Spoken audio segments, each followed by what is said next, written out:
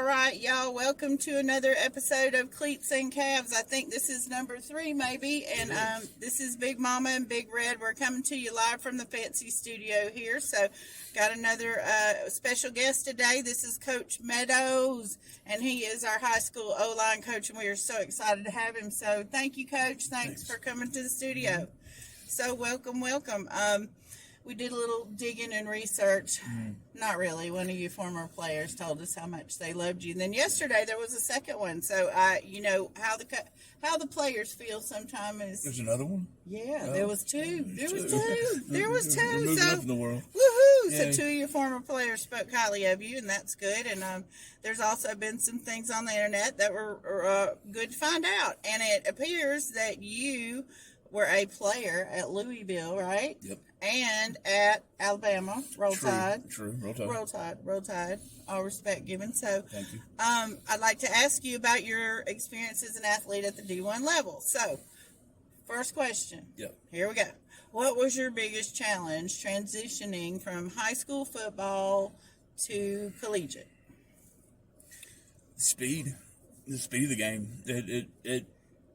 High school football, I mean, it's fast, but once you get to, I even had to adjust the speed going from Louisville to Alabama, so it's a lot faster. I mean, the guys that we're trying to block up front, it's just a lot faster. A lot faster? Oh yeah, a lot faster. So I've heard lots of players talk about how the nutrition changes, the facilities change, Right.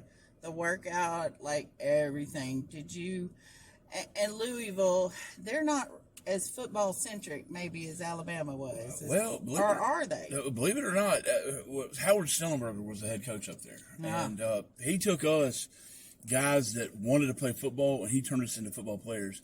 And believe it or not, now this was a long time ago, I felt that the facilities at Louisville, just as far as the weight room goes, was better than the one they had at Alabama. Alabama's was bigger, but Louisville's had more stuff. Really? Yeah. What years are we talking?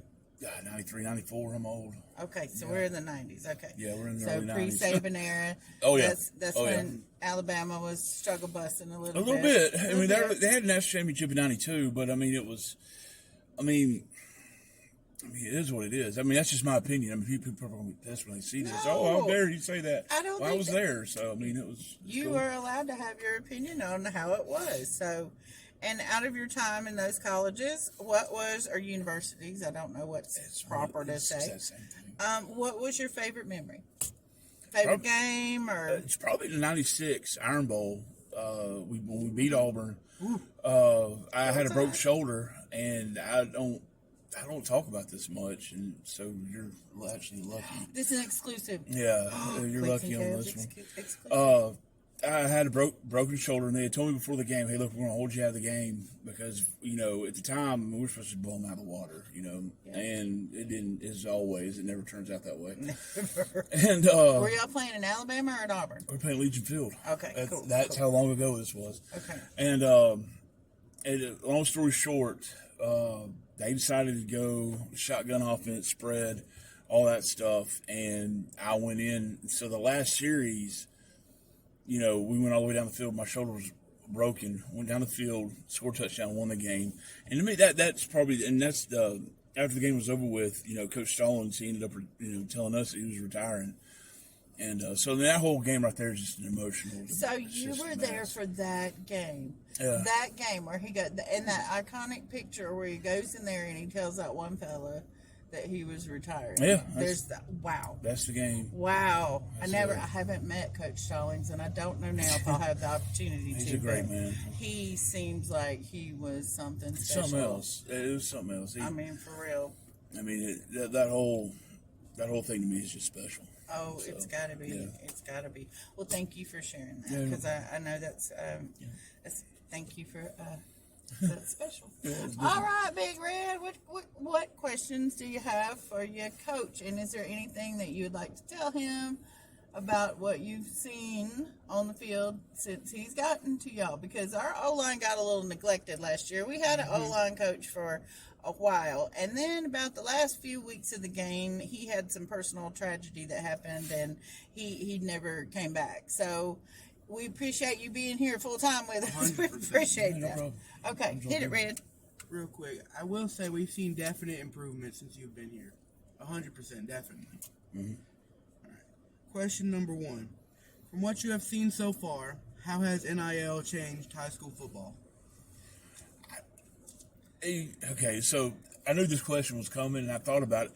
I didn't realize NIL was dipping into high school. If they're dipping into high school, that's just nuts. It is. They're dipping into other states. They have not got to Alabama yet, they because will. it is still illegal, but it's coming. Oh, it's coming. I don't know how I feel about that, to be honest with you. It's changed so different. I mean, my view of it's skewed, or whatever the big word is for it, because, I mean, when I played, I mean, you know, there's rumors, you know, that people got money, this, that, and the other. I mean, I never saw any of that, but, I mean, you sit there and you look at it, I mean, you're getting your school paid for, but at the same time, the university's making money off of it. So, I mean, it's, you gotta have to go with, I mean, it's It's very jury's gray. still out on me. Yeah, I don't. I mean, it's a good thing, I think, in a way. We got an 18-year-old kid who's a millionaire before they even step out on the football field. I mean, I don't know how. I don't know how I would have handled that. I'll be honest with you. I have no idea how I would have handled that. I don't know how I would have either, but Arch Manning's sitting over there at Texas. He's a backup quarterback, and last year, if what they say he made is true, it was somewhere between $4 and $8 million, and he ain't even got to the pros yet.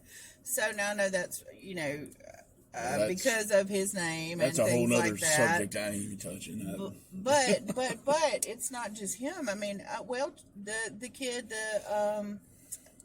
help me, son, the quarterback at Caleb Thompson. Williams? Oh, no, it's Trent Trent. He just turned down an NIL endorsement, but he would have had to have moved out of state. $1 million deal. That kid's Connor's age. They are 15. There's a lot of money in it. That is right. There's a lot of money in it. All right, what else you got, Big Red? And my second and last question, we got, what was your most difficult game at Alabama? I already told you that one I don't remember. Oh, Yeah, I got knocked out. Prior to filming, Coach was telling us about a game where he got knocked out and he don't remember. Yeah, I got a knee to the side of the helmet, and I played 2 plays I don't remember. I would say that one, probably. To be honest with you, it was more or less the heat than anything. Wow. I mean, that's where, it got hot. Yeah. You know, so, I mean, it was, the heat was our worst them 11 enemy. o'clock games at Legion Field or something, weren't they? it was horrible. Oh my gosh, It was like hot, baking man. in the oven. It was hot. It was hot. It was hot.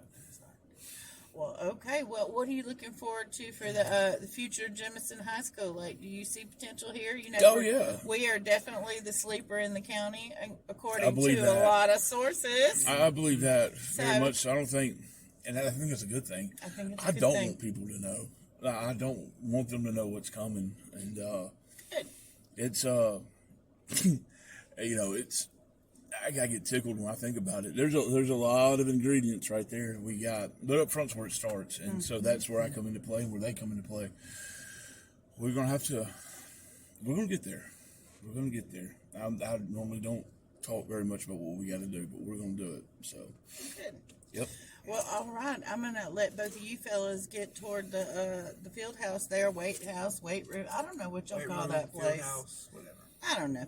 Y'all need to go to that stinky place in there where y'all live and get ready for practice because it's full pads today, right? No. No, not yet. Not yet. Dadgum. All right. All right. Well, thank you. All right. Say bye. Thanks. Bye. Bye, y'all. Bye.